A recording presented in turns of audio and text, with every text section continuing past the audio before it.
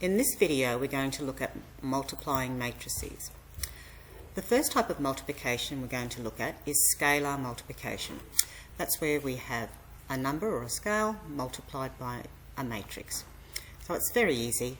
The number is multiplied by every element of that matrix. So 2 times 4 is 8, 2 times 0 is 0, and so on. Very easy. The next type of multiplication we're going to look at is when we're multiplying a matrix with another matrix.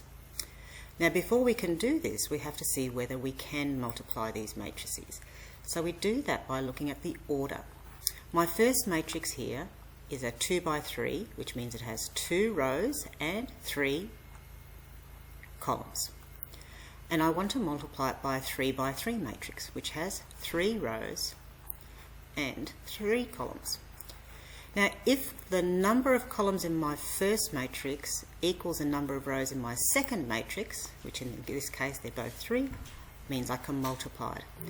And the resulting number of rows and columns is going to be 2 by 3. So multiplying a 2 by 3 matrix with a 3 by 3 matrix is going to result in a 2 by 3 matrix. And I'm going to write it like this, and I'm going to put in my pronumerals A, B, C, D, E, F for each one of my elements. So let's have a look at how this works. Element A is in the first row and the first column. So it means I'm going to multiply each element in the first row by each element in the first column. So I end up with 2 times 3 plus 3 times 1 plus 1 times 2. Element B is in the first row and it's the second column, so it's B, 1, 2. So I'm going to multiply my first row by my second column in the same way, where I'm multiplying each element and adding it together. Similarly for C, it's in my first row and it's my third column. So I'm going to multiply my first row with each of the elements in my third column and add them together. And that gives me my value for C. D is in my second row and it's my first column. So I'm going to multiply my second row with my first column.